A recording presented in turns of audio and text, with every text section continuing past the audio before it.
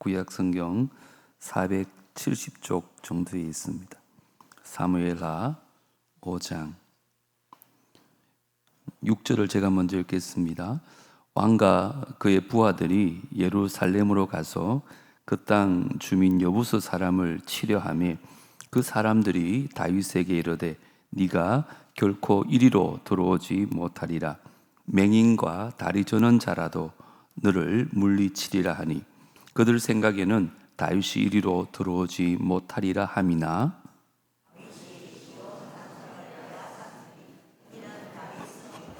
그날에 다윗이 이르기를 누구든지 여부수 사람을 치거든 물 깃는 대로 올라가서 다윗의 마음에 미워하는 다리 저는 사람과 맹인을 치라 하였으므로 속담이 되어 이르기를 맹인과 다리 저는 사람은 집에 들어오지 못하리라 하더라.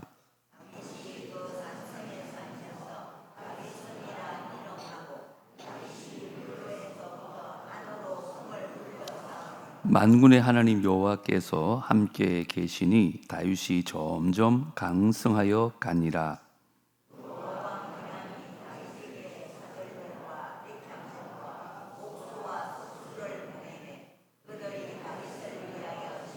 다 같이요. 다윗이 여호와께서 자기를 세우사 이스라엘 왕으로 삼으신 것과 그의 백성 이스라엘을 위하여 그 나라를 높이신 것을 알았더라. 아멘.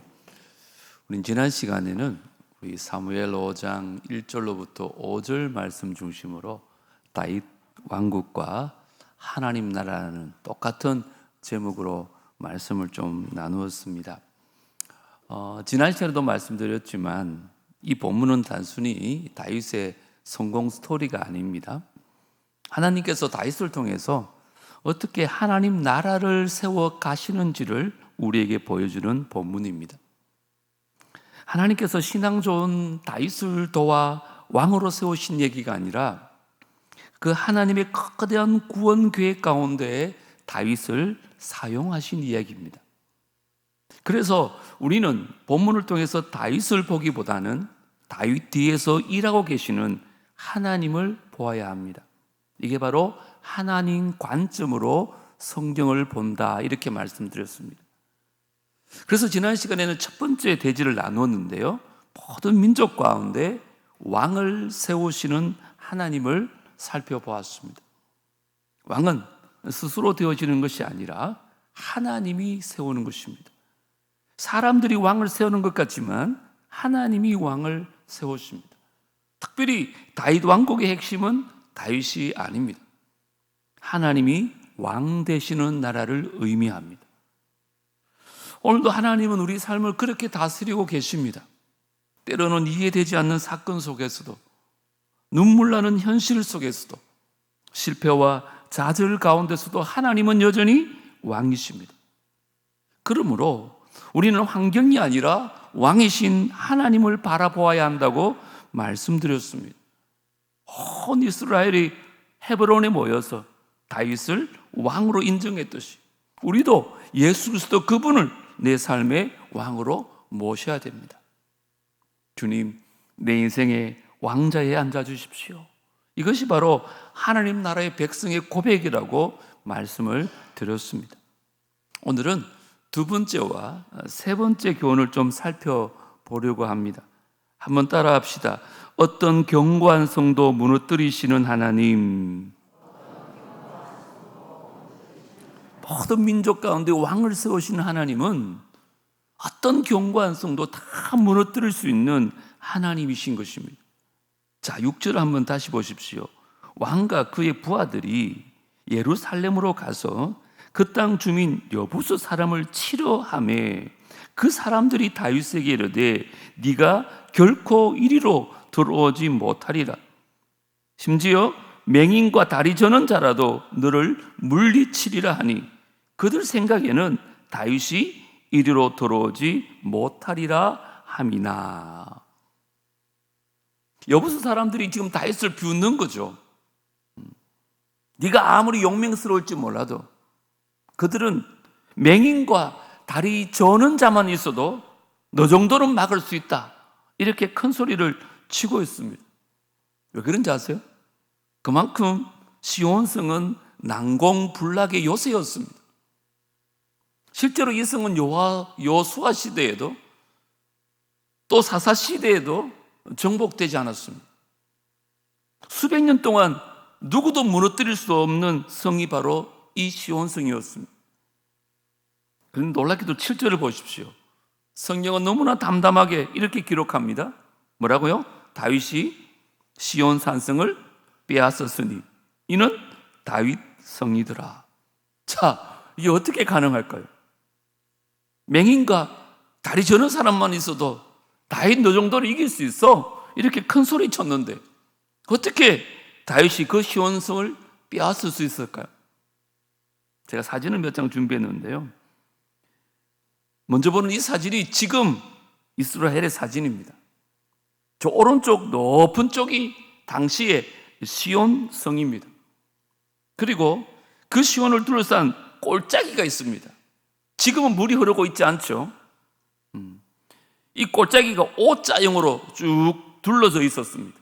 그리고 그 물이 흐르고 있었고 그 안에 저렇게 높은 위치에 시온성이 위치하고 있었습니다. 그러니까 요새였던 거죠. 배를 타고 들어가야 되고 또 산을 올라가야 했었습니다.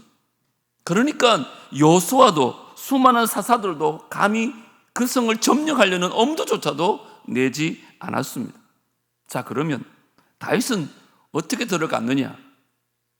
이 골짜기의 물을 이 성으로 끌어오기 위해서 그들이 수로를 만들었습니다. 지금도 존재합니다. 저 수로를 통하여 다윗이 올라가는 것입니다. 8절에 보면 이런 말씀이 있습니다. 그날에 다윗이 이러기를 누구든지 여부수 사람을 치거든 어떻게 하라고요? 물 깊는 데로 올라가서 그 다윗의 마음에 미워하는 다리 저는 사람과 맹인을 치라 하였으므로 속담이 되어 이르기를 맹인과 다리 저는 사람은 집에 들어오지 못하리라 하더라. 이 수로는 지금도 남아있어요. 사진에서 보는 것처럼 지금은 이제 물이 흐르지 않습니다.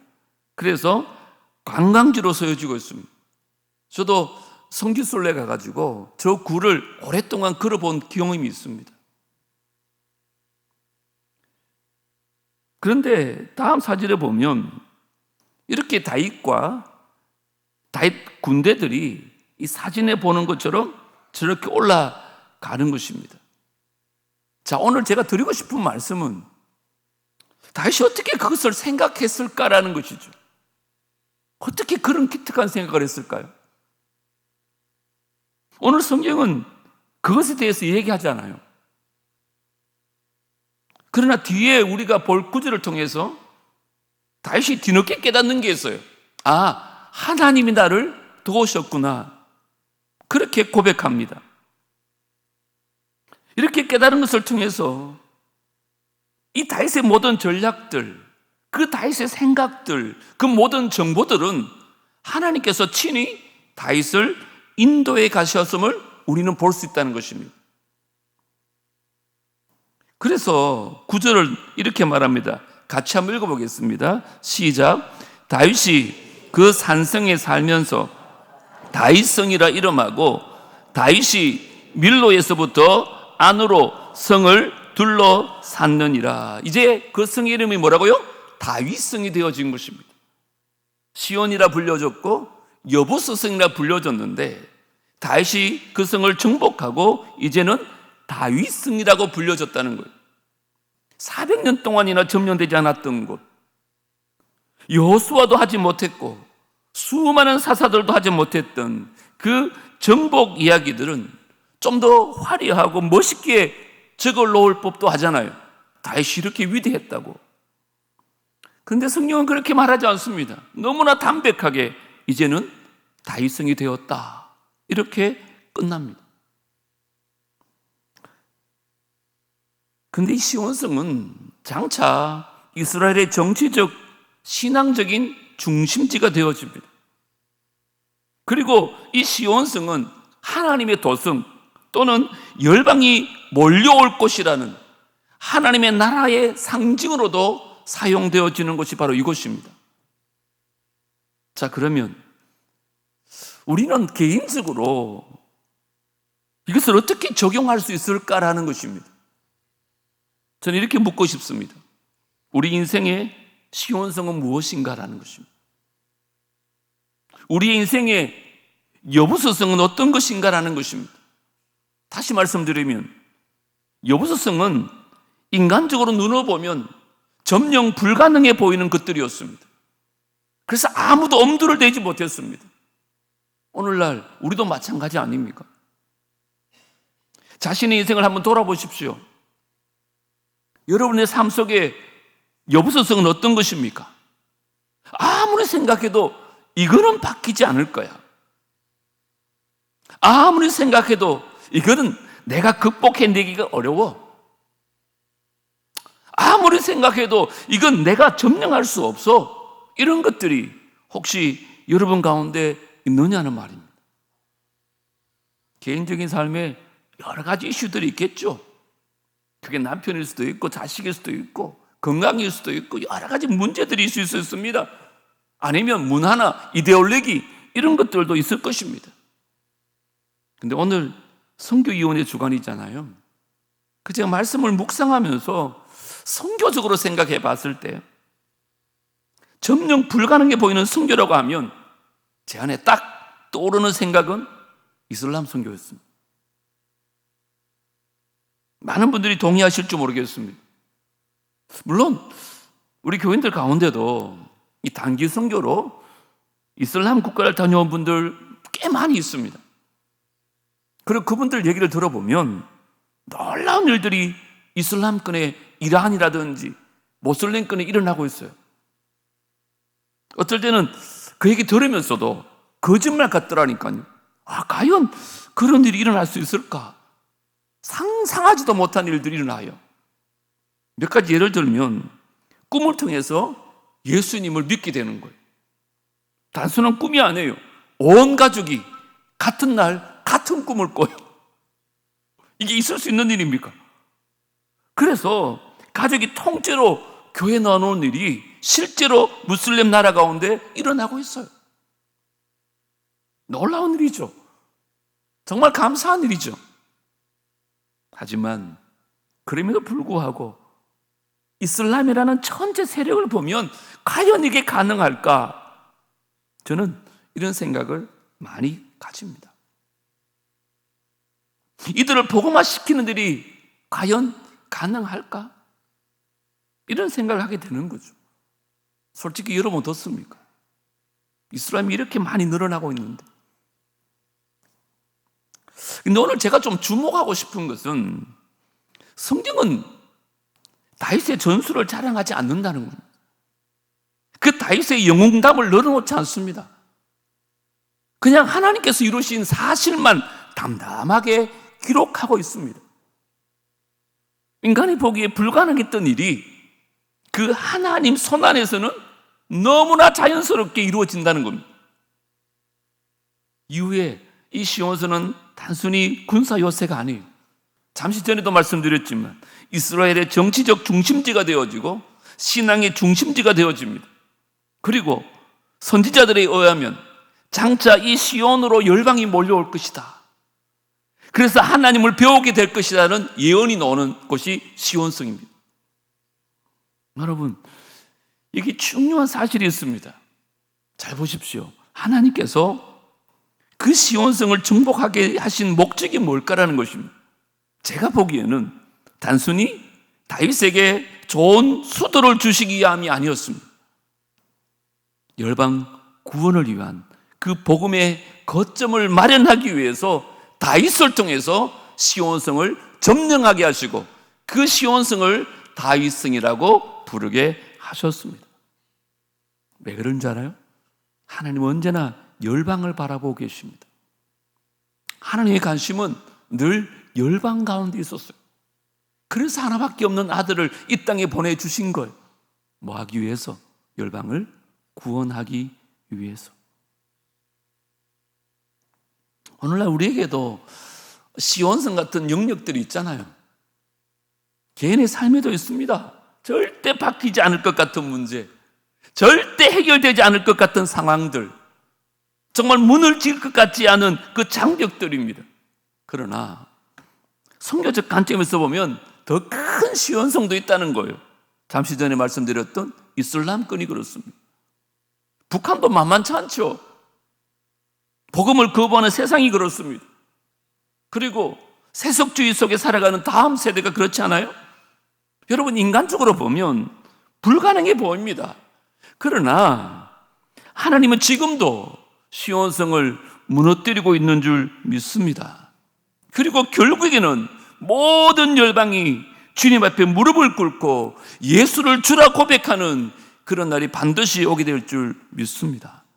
우리는 방법을 다 알지 못해요. 그러나 하나님은 지금도 그 길을 만들고 계시다는 것입니다. 왜 그럴까요? 복음은요, 원래 장벽을 뚫고 들어가는 능력이기 때문에 그런 거예요. 복음은 능력입니다. 한번 생각해 보세요. 우리도 원래 복음을 거부했던 사람들이잖아요. 그런 우리 마음속에 복음이 들어왔잖아요. 우리를 변화시켰잖아요. 우리를 하나님 자녀로 만드셨잖아요. 이게 무슨 말입니까? 복음은 지금도 동일하게 역사하고 있다는 말이에요. 그래서 우리는 낙심할 이유가 없어요. 그냥 인간적으로 생각하면 도저히 불가능해 보일지 몰라도 그 시온성을 무너뜨린 하나님께서는 오늘도 세계 열방 가운데 하나님 나라를 세워가고 계신 줄 믿습니다. 물이 바다 덜픔같이 여호와를 인정하는 것이 온 세상에 가득할 그날을 반드시 이루실 것입니다. 왜 그럴까요? 성경에 예언되어져 있으니까. 그날은 반드시 옵니다. 문제는 우리 남부교회가, 저와 여러분이 그 복음을 위해서 쓰임 받을 수 있느냐는 것입니다. 저는 그래서 우리 교회가 그런 복음의 거점이 되기를 원하고 있습니다. 전도의 거점, 선도의 거점, 열방을 품는 저와 여러분, 우리 남부교회 될 수 있게 되기를 주 이름으로 축복합니다. 세 번째, 마지막으로 따라합니다. 다윗의 왕국을 견고하게 하시는 하나님. 하나님께서 다윗의 왕국을 세웠을 뿐만 아니라 그 왕국을 점점 더 강성하게 만들어 갑니다. 이게 우리 하나님이십니다. 10절은 본문의 핵심입니다. 우리 같이 읽겠습니다. 시작. 만군의 하나님 여호와께서 뭐 한다고요? 함께 계시니 다윗이 점점 강성하여 가니라. 할렐루야. 다윗의 나라가 강성해진 이유가 뭐라고요? 군사력이 아니에요. 외교력이 아닙니다. 정치력이 아니에요. 뭐래요? 하나님이 함께 하셨기 때문이라는 것입니다. 지금도 하나님은 저와 여러분과 함께 계신 줄 믿습니다. 근데 뭘 두려워하세요, 여러분? 다윗이 하나님과 함께 하심으로 말미암아 점점 강성하여진 것처럼 저와 여러분 삶 가운데 하나님이 함께 하시면 우리의 삶도 점점 강성하여야 될 줄 믿습니다. 그래서 어떤 일이 일어난 줄 알아요? 11절 보세요. 두로왕 히람이 다윗에게 사절들과 백향목과 목수와 석수를 보내매 그들이 뭐 했다 그래요? 다윗을 위하여 집을 지어줬대요. 여러분, 두로왕 히람이요, 백향목과 기술자들을 보내가지고 다윗을 위해서 왕궁을 지어준다니까요. 여러분, 이게 어떻게 가능할까요? 하나님이 하시면 되는 줄 믿습니다. 하나님은 사람을 바꾸는 거예요. 역사를 바꿉니다. 왜요? 하나님은 전능하신 하나님이시기 때문에. 그래서 주변 나라들도 이제 다 다윗을 인정해요. 그때 10절에서 다윗이 중요한 걸 깨닫습니다. 보세요. 다윗이 뭐라 그래요? 여호와께서 자기를 세우신 것을 깨닫습니다. 하나님이 하셨구나. 내가 한 게 아니구나. 하나님이 나를 도우셨구나. 하나님을 나를 세우셨구나. 그런데 그 다음이 더 중요해요. 세우셔서 뭐 한다고요? 이스라엘 왕으로 삼으신 것과 그의 백성 이스라엘을 위하여 그 나라를 높이신 것을 다윗이 알게 되는 거예요. 자, 보세요. 다윗은 깨달았어요. 지금까지 살아온 게 자기 힘인 줄 알았어요. 그 많은 고난을 이겨난 것이 자기 능력인 줄 알았어요. 아니에요. 하나님께서 그 고난을 이기게 하시고 자신을 왕으로 세우시고 높이신 이유가 뭐냐? 자신 때문이 아니래요. 하나님의 백성 때문이라는 거예요. 하나님께서 나라를 세우신 이유도 다윗의 영광 때문이 아니라 하나님의 구원 계획 때문이라고 말씀하고 있는 거예요. 이게 하나님 나라의 특징입니다, 여러분. 제가 자막을 준비했는데요. 하나님 역사를 잘 보시면 하나님은요, 언제나 사람보다 사명을 먼저 보세요. 그리고 그 사명에 맞는 사람을 찾으세요. 그게 하나님이 일하시는 거예요. 뿐만 아니라 하나님은요, 개인보다 하나님 나라를 먼저 보세요. 그리고 그 하나님 나라는 결국 다윗의 후손으로 오실 예수 그리스도를 통해서 완성되어질 줄 믿습니다. 이게 복음이에요. 복음은 예루살렘에서 시작되어 가지고 유다와 사마리아를 지나 땅 끝까지 흘러가는 거죠. 온 땅 가운데 복음이 편만하게 되어질 줄 믿습니다. 그래서 선교는 인간의 아이디어가 아니에요, 여러분. 하나님의 계획입니다. 선교는 교회의 프로그램이 아니에요. 하나님의 마음입니다. 그래서 우리가 선교하라는 거예요. 왜요? 하나님 마음이니까. 존 스토트라고 유명한 신학자가 이런 말을 합니다. 살아계신 하나님은 뭐 하시는 하나님이라고요? 선교하시는 하나님이시다. 저는 100% 공감합니다. 성경을 보세요. 모든 초점이 선교에 맞춰져 있습니다. 제가 이번에 선교학교 마지막 강의 때 말씀드렸잖아요. 성경의 수로는 창세기 1장부터 11장까지입니다. 창조와 타락의 얘기입니다. 12장부터 요한계시록 5장까지는 본론입니다. 아브라함을 택하시고 이스라엘을 통하시고 예수 그리스도를 통하여 이 땅에 복음이 편만하게 하는 것, 열방을 구원하는 것, 그게 성경의 본론이에요. 결론이 뭐라고요? 장차 주님 오시는 그날 저 하늘나라에서 구원받은 백성들이 흰옷 입고 종려나무를 흔들면서 구원하심이 하나님께 있다고, 그 찬양하는 날이 성경의 결론이에요. 하나님 지금도 선교하고 계세요. 지금도 열방 가운데 하나님의 백성을 불러 모으고 계세요. 우리는 그 일에 동참하는 사람들인 것이죠. 그게 얼마나 감사합니까? 하나님의 원대한 계획 가운데, 하나님의 꿈 가운데 그 꿈을 이루는 사람이 저와 여러분 되어지기를 주름으로 축복합니다. 어떤 사람은 가서 선교하죠. 어떤 사람은 보내는 선교를 합니다. 어떤 사람은 기도로 선교하고, 어떤 사람은 물질로 후원합니다. 모두가 하나님의 선교에 동참하는 것입니다. 하나님께서 우리 남부교회를 열방을 섬기는 교회로 사용하기를 원하는 줄 저는 믿습니다. 그래서 우리 교회가 10교회를 세우고 10명의 선교사를 파송하자는 것은 하나님의 그 거대하신 원대하신 선교에 동참하는 너무나 귀한 사역이라는 것입니다. 이 귀한 일에 우리 교회가 쓰임받고 우리 선교위원회가 쓰임받고 저와 여러분의 남은 생애가 쓰임받을 수 있게 되기를 주의 이름으로 축복합니다. 이 말씀을 좀 맺으려고 합니다. 사랑하는 성도 여러분, 제가 지난 시간에도 말씀드렸지만 이 사무엘하 5장은 다윗의 성공 스토리가 아닙니다. 하나님께서 어떻게 하나님 나라를 세워 가시는지를 우리에게 보여주고 싶은 얘기입니다. 하나님은 흩어진 백성들을 모으셨습니다. 그리고 하나님은 수백 년 동안 무너지지 않았던 그 시온성을 무너뜨리셨습니다. 왜요? 하나님은 다윗의 나라를 견고하게 세우십니다. 그리고 그 모든 목적은 단 하나였습니다. 열방 가운데 하나님의 백성을 구원하기 위함이었습니다. 오늘도 하나님은 동일하게 역사하고 계신 줄 저는 믿습니다. 우리 눈에는 불가능해 보이는 사람들이 있지요. 불가능해 보이는 나라들이 있습니다. 불가능해 보이는 다음 세대가 있어요. 그러나 시온성을 무너뜨리신 하나님은 지금도 살아계신 하나님인 줄 믿습니다. 그러면 낙심하지 마세요. 복음은 여전히 능력이 있습니다. 선교는 여전히 하나님의 계획입니다. 하나님은 여전히 열방 가운데 일하고 계십니다. 우리 남부교회가 그 하나님의 역사의 귀하게 쓰임받게 되기를 주님으로 축복합니다. 보내는 선교사로, 가는 선교사로, 기도하는 선교사로, 후원하는 선교사로 그 하나님 나라 확장에 동참하실 길을 주의 이름으로 축복합니다. 그리고 우리 각 사람이 교회 문을 나서는 순간 이제 삶의 현장에서 복음을 전하는 선교사적 삶을 살아야 합니다. 그래야 땅끝까지 복음을 전할 수 있습니다. 시온성을 무너뜨리신 하나님께서 오늘도 열방 가운데 하나님 나라를 세워가십니다.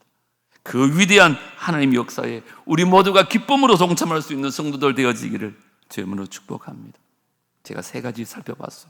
모든 민족 가운데 왕을 세우시는 하나님, 어떤 견고한 성도 무너뜨리시는 하나님, 그 다윗의 왕국을 견고하게 하시는 하나님, 그 하나님을 찬양하기를 원합니다. 이 시간에 우리 함께 찬양하십시다. 세상 모든 민족이 구원을 얻기까지 주님은 쉬지 않으십니다. 이제 저와 여러분, 우리 주님의 심장을 가지고 이제 일어나서 주님을 따르게 하옵소서. 결단하는 마음으로 함께 찬양하겠습니다.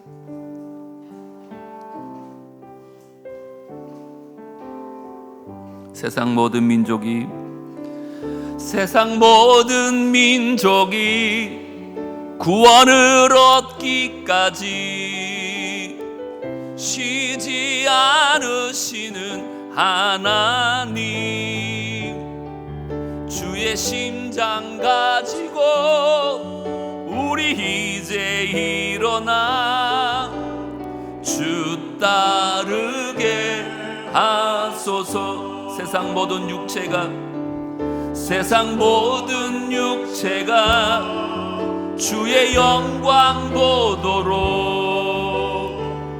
우릴 부르시는 하나님, 주의 손과 발 되어 세상을 치유하며 주 섬기게 하소서. 물이 바다 덮음같이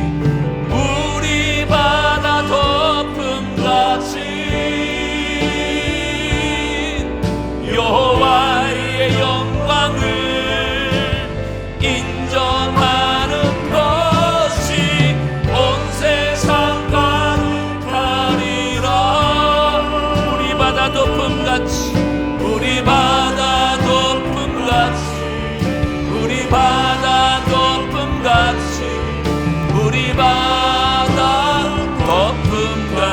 다시 한번 할까요?